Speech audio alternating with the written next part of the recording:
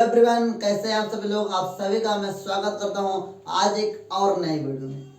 साथियों, आज आप सभी के समकक्ष, आप सभी के सामने मैं लेकर आ गया हूं इंग्लिश ट्रांसलेट के अंदर जो टेंस होता है उसकी पहली वीडियो।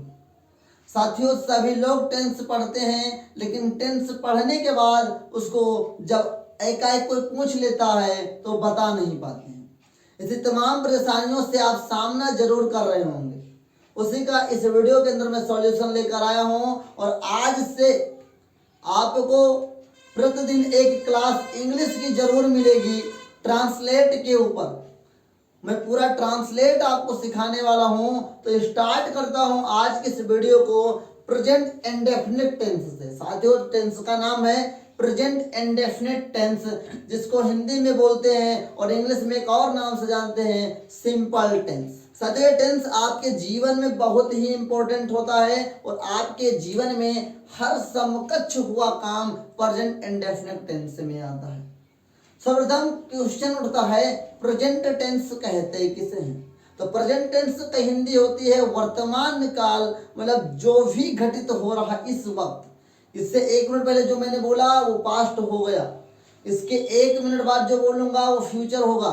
लेकिन जो प्रेजेंट टाइम में मैं बोल रहा हूँ, जो इस वक्त में कुछ कह रहा हूँ, ये आपका प्रेजेंट टेंस होगा। प्रेजेंट टेंस के भी कई भाग होते हैं। उनका पहला भाग होता है प्रेजेंट इंडेफिनिट टेंस, जिसका पहचान क्या होता है। साथियों, पहचान देखिएगा, बहुत बच्चे कंफ्यूज होते हैं पहचान को लेकर। तो देखिए, मैं सिंपल में लिख देता हूं ता है, फिर आपको बताता हूं ता है, ती है, ते है, ता हूं इत्यादि शब्द, क्या इत्यादि शब्द वाक्य के अंत में, इत्यादि शब्द वाक्य के अंत में आते हैं।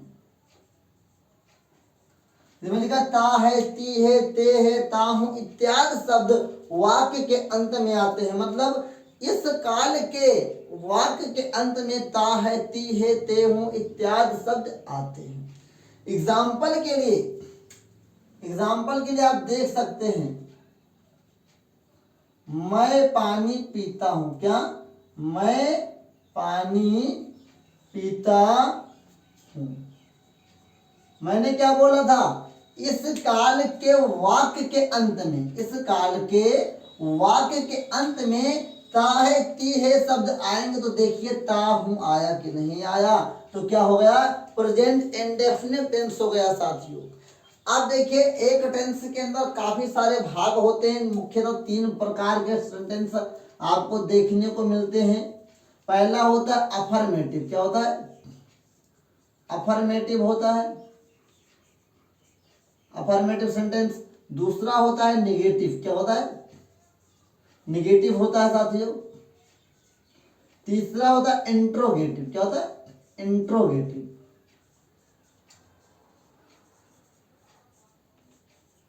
इस प्रकार के सेंटेंस आपके हर एक टेंस के अंदर, हर एक टेंस के भाग के अंदर होते हैं। तो चलिए शुरू करते हैं आज के इस सेशन को अफर्मेटिव सेंटेंस के साथ। कहाँ? अफर्मेटिव के साथ। इसका नियम बताऊंगा, इसका रूल बताऊंगा और इसको करने का सबसे आसान तरीका भी बताऊंगा। आपको मैं बनाने से पहले आपको मैं बताता हूं अफर्मेटिव सेंटेंस। क्या साथियों?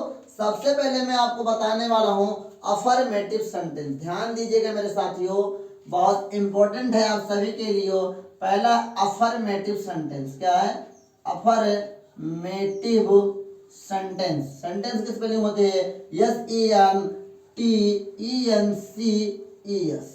अफर्मेटिव सेंटेंस पहला है, जिसको हिंदी बोलते हैं सकारात्मक वाक्य।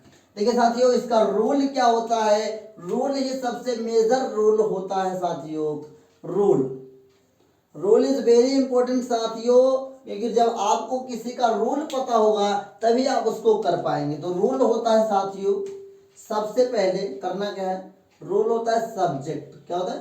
सब्जेक्ट प्लस सब्जेक्ट के साथ आप क्या लगाएंगे, ध्यान दीजिएगा साथियों, वर्ब की फर्स्ट फॉर्म, क्या वर्ब की फर्स्ट फॉर्म, और फर्स्ट फॉर्म के साथ क्या लगाएंगे, ई लगेगा या ई एस लगेगा साथियों। प्लस में लगता है ऑब्जेक्ट, और ऑब्जेक्ट के बाद जो साथियों बचेगा उसको ग्रीन कर दीजिएगा, मतलब अदर में लेकर जाइएगा साथियों।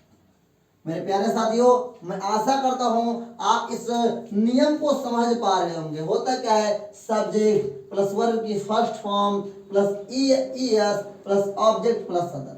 जैसे कि मैंने ऊपर एक एग्जाम्पल आपको बताया प्रेजेंट इंडेफिनिट टेंस का, जो कि एग्जाम्पल इस प्रकार से है, मैं पानी पीता हूँ। एग्जाम्पल में फिर से लिखता हूँ मैं पानी पीता हूँ। एग्जाम्पल है साथियों आपका,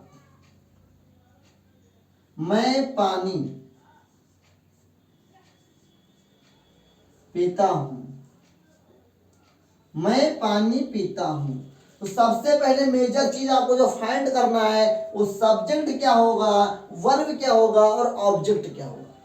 साथियों सब्जेक्ट करता होता है, जो काम किया जाता है, ये हो गया सब्जेक्ट आपका, और सब्जेक्ट के द्वारा जो किया जाता है वो होता है वर्ब। तो आप सब्जेक्ट है, मैं सब्जेक्ट हूँ, मैं क्या कर रहा हूँ, पी रहा हूँ, तो मतलब ये हो जाएगा वर्ब।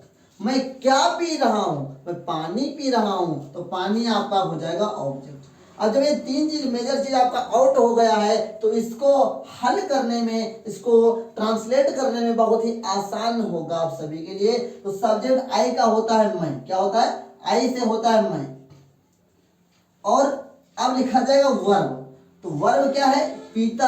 अब चूंकि पीता की स्पेलिंग होता है ड्रिंक, क्या होता है, DRINK, क्या होता है, ड्रिंक होता है। और उसके बाद मैं क्या पी रहा हूं, I drink to the water, to the water, WATER। साथियों ये सेंटेंस आपका सही हुआ, I drink to the water होता है साथियों। अब बहुत लोग कंफ्यूज होंगे कि टू है, दी है, ये कहां से आया। तो आप जब यूज ऑफ द पढ़ेंगे, यूज ऑफ आर्टिकल्स पढ़ेंगे, तो उसके अंदर आपको पता चलेगा द का उपयोग कहां से आ गया। टू का उपयोग होता है किसी सेंटेंस को जोड़ने के लिए, और टू इज अ कंजक्शन। तो आप जब पार्ट ऑफ स्पीच भी पढ़े होंगे अच्छे से, तो सेंटेंस बनाने में कोई दिक्कत नहीं होगा। तो साथियों ये अफर्मेटिव का रोल था। अब मैं इसी में आपको एक निगेटिव का रोल भी बता देता हूं साथियों, एक एक उदाहरण के साथ में तुम सभी को बताने आ रहा हूं। तो दूसरा आपका है निगेटिव, क्या है, दूसरा आपका निगेटिव। तो मैं आशा करता हूं निगेटिव सेंटेंस आपको भी समझ में आएगा।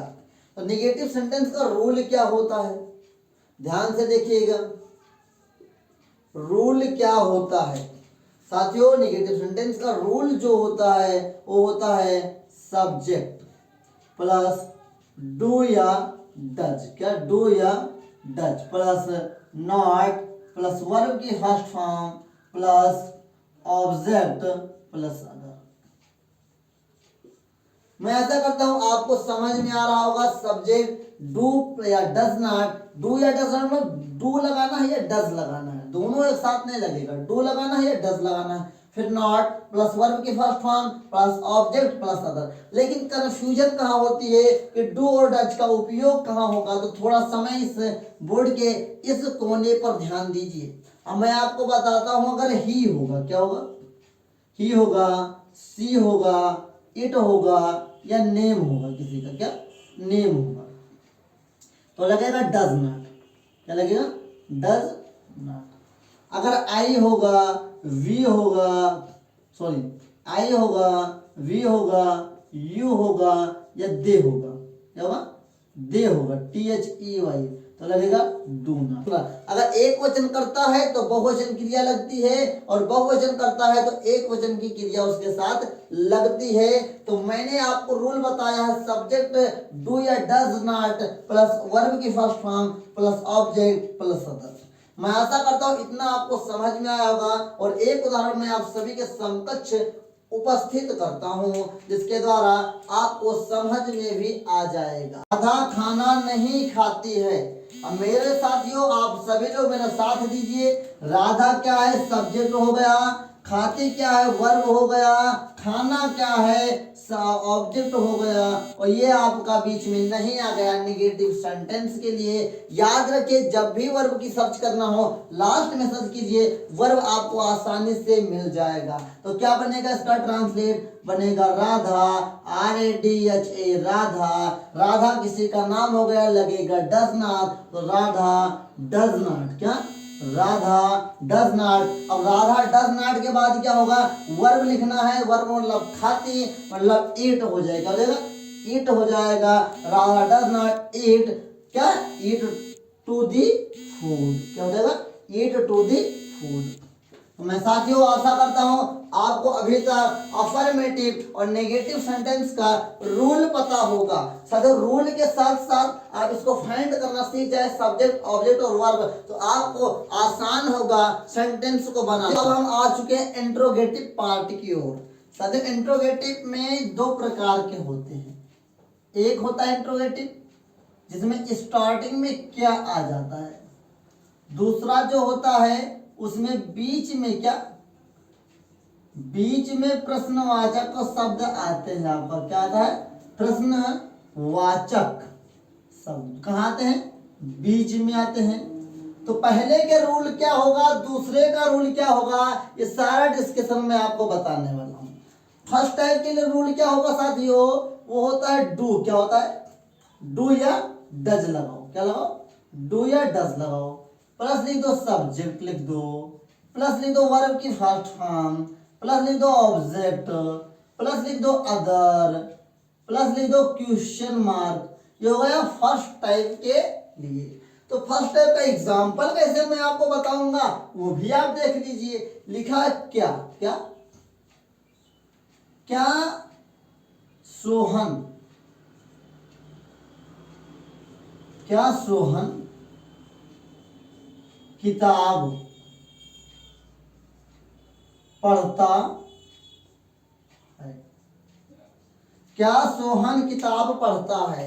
इसका ट्रांसलेट क्या होगा, सबसे पहले आपको इतना समझिए, इतना हम लोग कैसे बनाते थे इंडेफिनिट में, कि अगर सोहन किताब पढ़ता है पहले बना लो, सॉरी यहाँ पे क्वेश्चन मार्क लगा दीजिए थोड़ा। सोहन किताब पढ़ता है तो सोहन किताब का नहीं पहले पढ़ना होगा, तो सोहन रीड, क्या रहेगा READ, Sohan read the book. अब क्वेश्चन मार्क लगा लो। लेकिन अब सोच रहे हैं डू लगेगा डज, तो भाई साहब सोहन एक सिंगुलर है, तो सिंगुलर के संग लगता है प्लूरल, तो हो जाएगा डज, क्या हो जाएगा डज। तो ये आपका पहले तरीके का हो गया। अब दूसरे तरीके के लिए क्या करना है, देखिए का रूल होता है क्वेश्चन वर्ड पहले लिख लो, क्या क्वेश्चन वर्ड प्लस डू या डज, प्लस सब्जेक्ट लिख लो, प्लस वर्ब की फर्स्ट फॉर्म, प्लस लिख लो ऑब्जेक्ट, प्लस लिख लो अदर, और प्लस लगाओ क्वेश्चन मार्क। इस प्रकार के सेंटेंस में किस प्रकार का सेंटेंस आता है, तो आएगा आपके बीच में लिखा होगा वह कहाँ जाता है, वह कहाँ जाता है। तो मेरे प्यारे साथियों ध्यान दीजिए थोड़े समय के लिए, जो आपका ये कहाँ है ये प्रश्नवाचक है, ये प्रश्न पूछ रहा है, तो इसकी इंग्लिश जो होगी वो पहले लिखा जाएगा। तो कहाँ का होगा व्हेयर, WHERE व्हेयर। अब हुआ की स्पेलिंग क्या होती है, ही होता है, ही के संग क्या लगेगा डज लगेगा,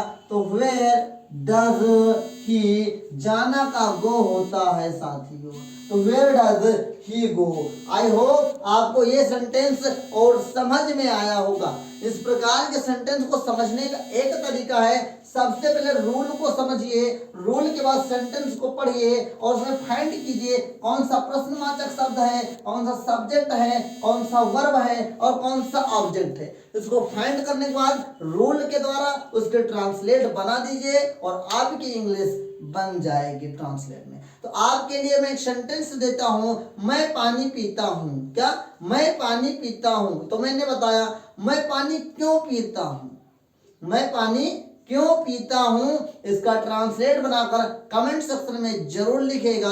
मैं आशा करता हूं ये वीडियो आपको अच्छी लगी होगी। ऐसे प्रकार की वीडियो को देखने के लिए चैनल को सब्सक्राइब कर लीजिए, पेज को फॉलो कर लीजिए और बेल के आइकन को जरूर प्रेस कीजिएगा। और किस प्रकार की वीडियो चाहते हैं नेक्स्ट वीडियो कमेंट सेक्शन में जरूर लिखिएगा। और इस प्रकार के टेंस की वीडियो डेली आपको एक वीडियो जरूर मिलेगी। तो स्टार्ट कर दिए हैं तो अंत भी हम ही करेंगे। तो मिलते हैं आपको एक नेक्स्ट वीडियो में, तब तक के लिए जय हिंद, वंदे मातरम।